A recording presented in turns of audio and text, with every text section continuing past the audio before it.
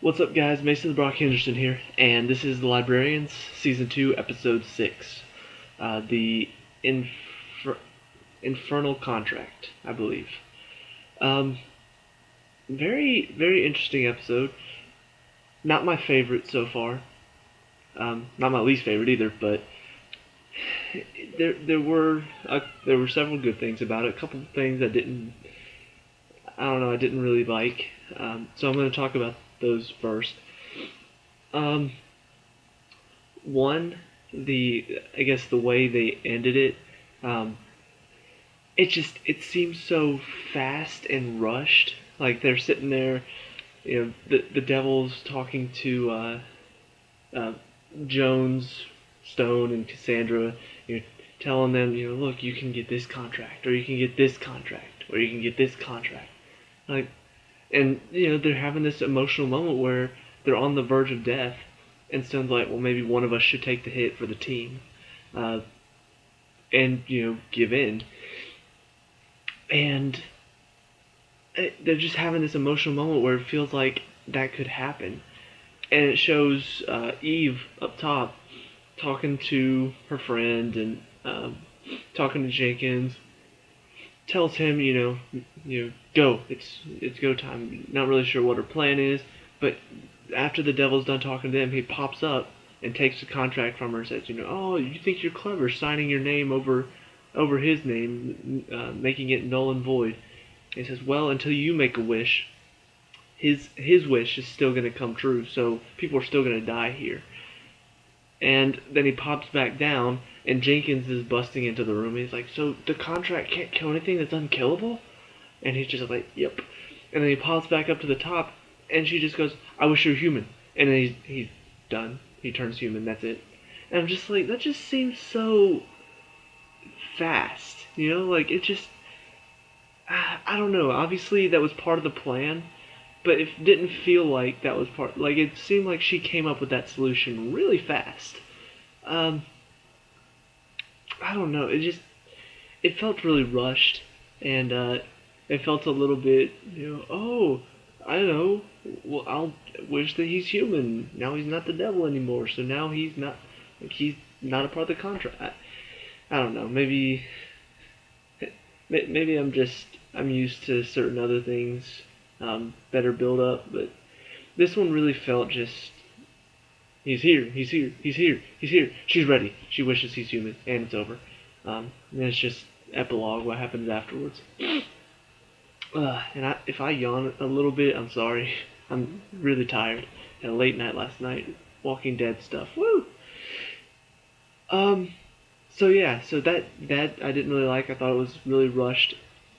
And I also didn't like, I guess, the whole contract itself. They didn't do that great of a job explaining.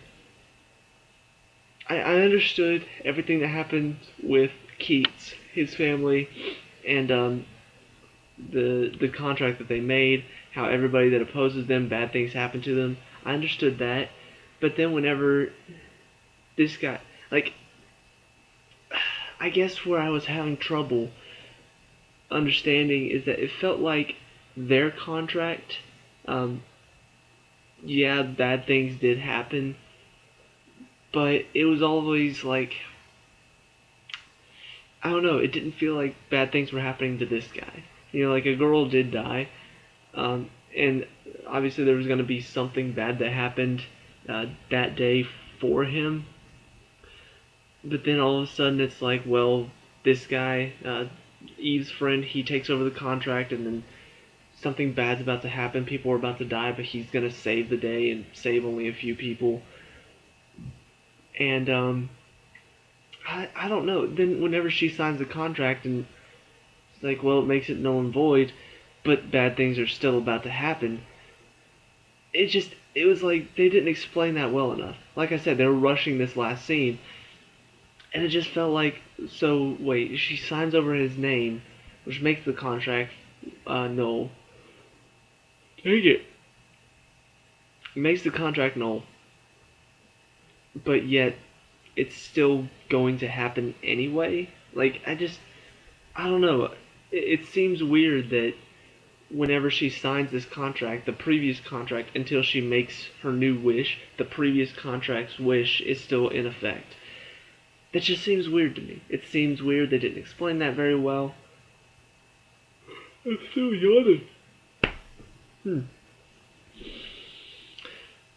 So I guess everything with the contract itself, and even the whole, the contract as the librarians get closer to it, he says their luck will just turn bad.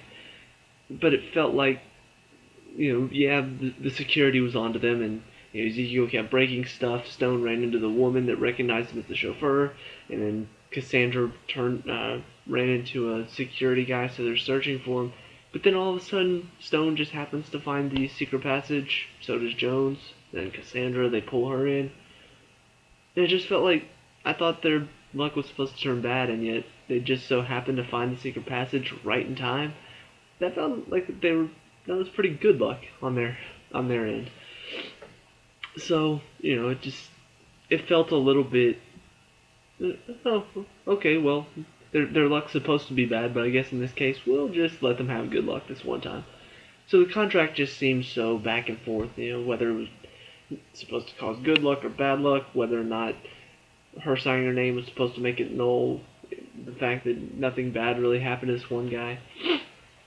Anyway, so the good things about this episode. I did like the characters, like the character development. Eve and her friend, it was nice to see her reuniting with an old friend. I didn't really like the guy that much.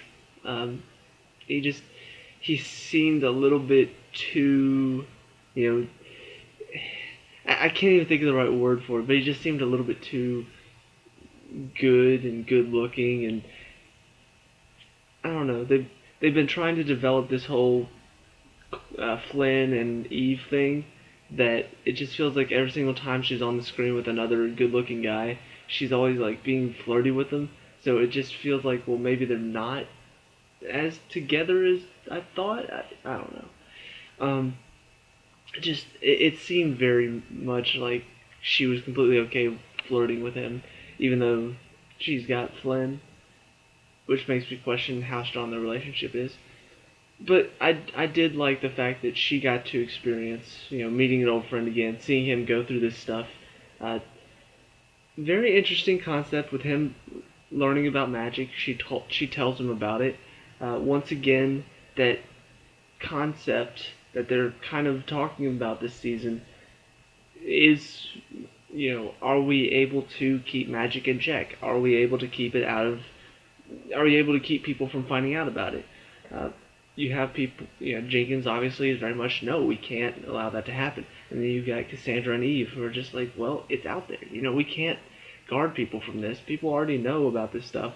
So very interesting seeing her just kind of tell him, yeah, magic's real. And of course it was funny seeing his reaction, like, look, if you don't want to tell me the truth, just, don't lie to me. And so you got that, you got their relationship. Once again, it's fun seeing Cassandra, Ezekiel, and Stone all interact. They really have good chemistry on screen. I really enjoy seeing them together. There's the one scene where Stone and Ezekiel are talking about how to break in. Ezekiel's got this little top thing that shows him where he needs to go. And Stone's just like, so it shows you where anything magic is. Any treasure you want. And you still haven't used it to steal. You're becoming a good guy, aren't you? And then Ezekiel just like grabs his wallet and gives it to him. It's just like, there was money in here, where'd it go? It's funny stuff. So they're always enjoyable to see. Even Jenkins in this episode, he has a bit more of a role going out into the field, helping out a bit. His role as one of the Knights of the Round Table, who's immortal, that's becoming more of a thing. Like he crosses the road, get out of the road, old man. Old man. You have no idea. Just little jokes like that now and then. So he's becoming more of a character, and I like it. Um, but like I said earlier, talking about the ending and how rushed it was, I did like seeing, like I said, Ezekiel, Cassandra, and Stone kind of go through this moment where they're really debating giving up. They're debating. They're all about to die. They're in this room filled with gas. They're all about to die, and they're just the devil's making them these offers, and of course they're all at first just like, "There's no way. We're not gonna sell our souls to you. We like our souls exactly what it." But then he starts telling them, you know, Ezekiel, you could be a swashbuckler. You could go around the world and travel and save the day every day. Cassandra, you could be able to bring in this new math magic, uh, a new day without this ticking death clock in your brain. Stone, you could stop Prospero and save your friends. And all of this, even though they know it's not right, they do also know that if I don't do anything, my friends are gonna die and I'm gonna die. And it's very much a human moment for them. And a series that's very non-human at times, it's very cheesy and quirky and a lot of the time feels unnatural. This was a moment that felt very natural. That felt, I mean, it's needed. This show's it's not very good at showing human side of stuff because, like I said, it's a cheesy show, and it's part of its charm is being cheesy and kind of quirky, and you're just like, okay, none of this feels real. But in this moment, it just felt real. It felt like if I were in that situation, I'd feel the same way. Even though I know it was wrong, I'd want to save my friends too. I'd want to save myself. And they just have this moment where they're about to, okay, fine. And then of course, obviously Eve saves the day. But then afterwards, they're all, Jenkins is taking care of them, and Eve and Jenkins are talking. And she's talking about how, I feel like I failed in my job as guardian. I'm supposed to protect them. And Jenkins finally tells her kind of what the role of the guardian is. Um, and it's very interesting that they haven't really talked about this until now. This is the second season, and through the whole first season, I honestly had thought, yeah, the guardian's supposed to protect him, supposed to keep him alive. But then Jenkins tells her about the librarian before Flynn, which I think is the guy that was in the mirror in the first season, maybe, can't remember. But he talks about how the librarian before Flynn didn't die. He just gave in. He lost himself to the library. He said the guardians aren't there to protect the librarians' bodies. They're there to protect the librarians' souls. He said you did that today, and it's just a really nice moment to know. First of all, I finally learned what the role of the guardian is really for.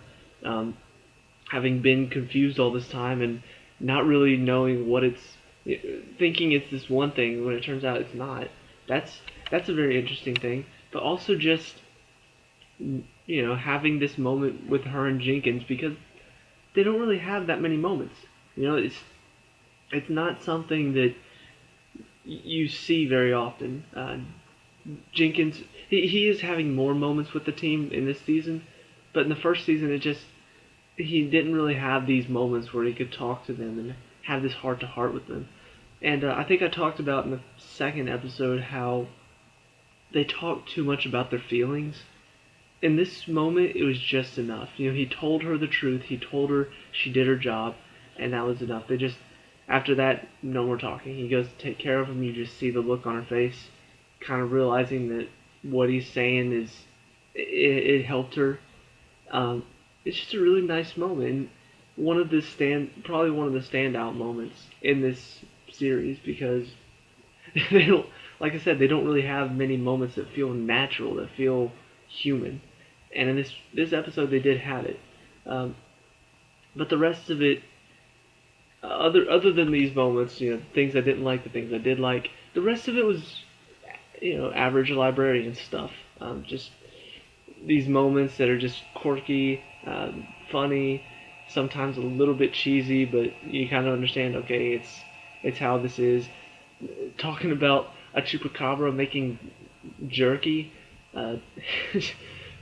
what other show can you watch and they talk about this stuff? Um, but yeah, it was a good episode. It wasn't my favorite, uh, but there were still a lot of good things about it. I can appreciate that. I can appreciate the fact that they don't always have to be these great episodes. They can have just good episodes. Uh, I can respect that. So, what did you think?